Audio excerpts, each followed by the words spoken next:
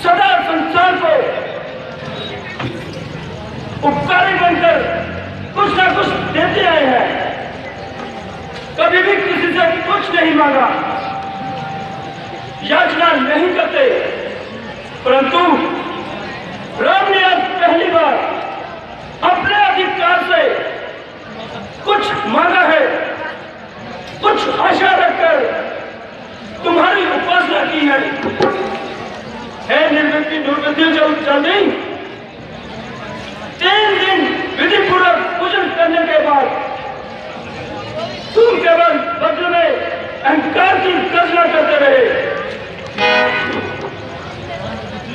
हे मंदबुद्धि, तुम पर राम की प्रार्थना का कोई असर नहीं पड़ा। तुम सब राम की निर्मलता को राम की कमजोरी समझ बैठे। संसार ने आज तक राम की कृपा ही देखी है, उसका क्रोध नहीं देखा। लक्ष्मण, तुम मेरा धनुष और सर्पों के समान बाण लेकर आओ। आज मैं पूरा समुद्र पताल तक सिखा दूंगा और आज तीनों लोग राम का क्रोध देखेंगे। जो आज्ञा प्रभु। अगर यह कार्य उसी समय कर लेते तो हमारे 3 दिन खराब नहीं होते। लक्ष्मण, अब एक क्षण भी व्यर्थ नहीं जाएगा। तुम मेरा धनुष बांध लो।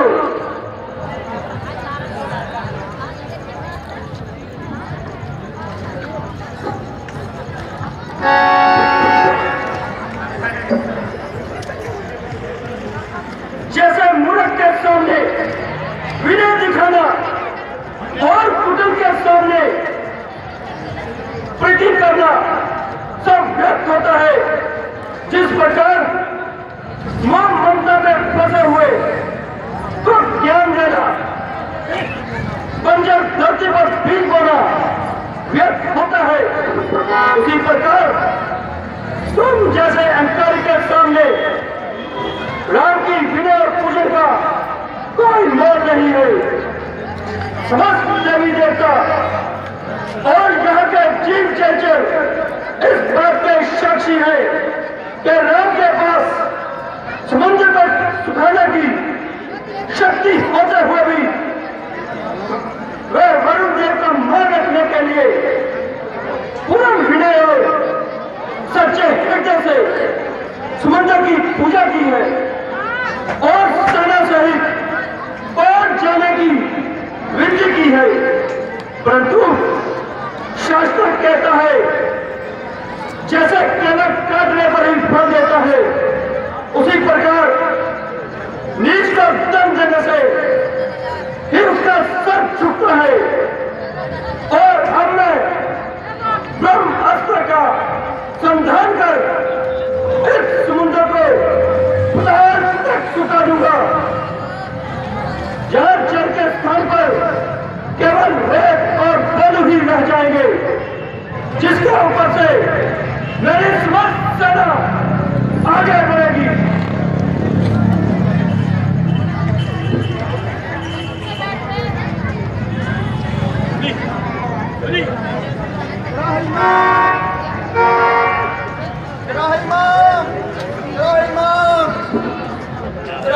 प्रभु,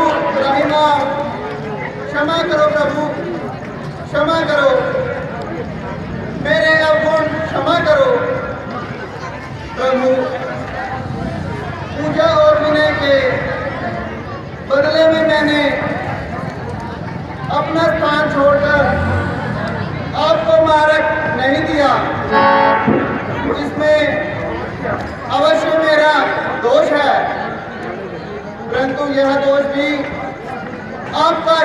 हुआ है। आप ही की प्रेरणा से माया ने पृथ्वी में जड़ और चेतन की उत्पत्ति की है। किसी ने जड़ और चेतन को भिन्न भिन्न मर्यादाओं में निर्धारित किया है। प्रभु, हम 5 तत्व आकाश, धरती, अग्नि, वायु और जल इस सृष्टि के मुख्य आधार हैं। हम पांचों के गुण, सुझाव और मर्यादाएं अपना अपना उल्लंघन नहीं कर सकते। प्रभु, आज आपके बाण ने मुझे सारा कुछ याद करा दिया। यदि मैं अपनी मर्यादा को भंग करूंगा तो आप ही की आज्ञा का उल्लंघन होगा।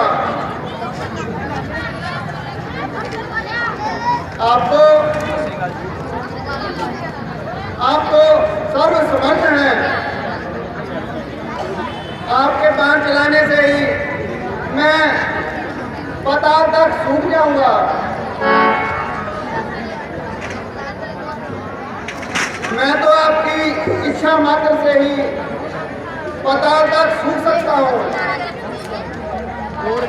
और आपकी सेना मुझे पार करके लंका की ओर जा सकेगी। परंतु भगवान, इससे मेरा मान और मर्यादा दोनों भंग होंगी। 5 तत्वों में से यदि एक का भी गुण और स्वभाव बदल जाए तो पृथ्वी का संतुलन बिगड़ जाएगा। प्रभु, आप इस धरती पर विस्फोट हो जाएगा। प्रभु, यदि आप समय से पहले ही प्रलय लाना चाहते हो तो आपको पूर्ण अधिकार है। प्रभु, मैं सेवक की भांति आपकी शरण में आया हूँ। जैसा आप उचित समझे मुझे आज्ञा दीजिए। हे समुद्र देव, हमें तुम्हारे वचनों से संतोष हुआ। हम तुम्हारी मर्यादा भंग नहीं करेंगे। आप भी हमें कोई उपाय बताएं जिससे हमारी सारी सेना समुद्र पार कर ले और आपकी मर्यादा भी भंग न हो। प्रभु,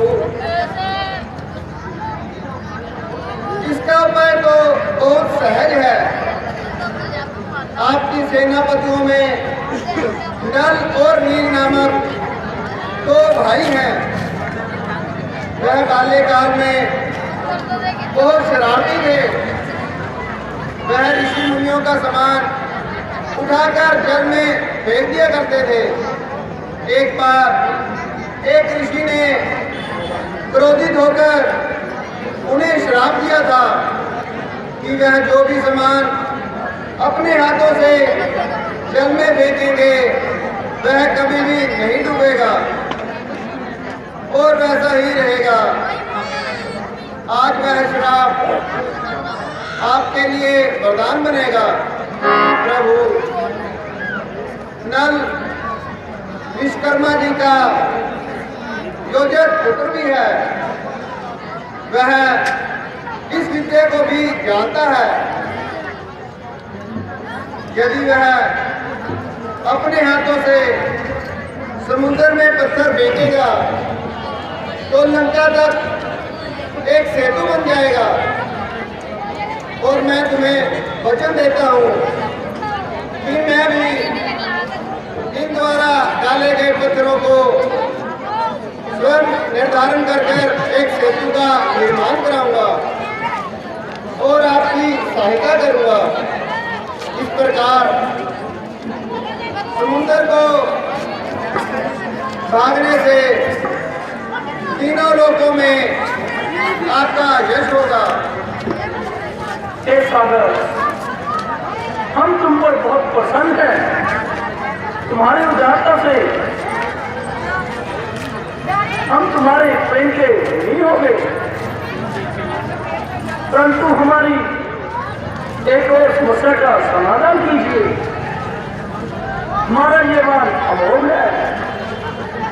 अगर एक बार इसका धनुष पर अनुसंधान हो जाए तो लक्ष्य को भेजे बिना ये सुनी में वापस नहीं जा सकता।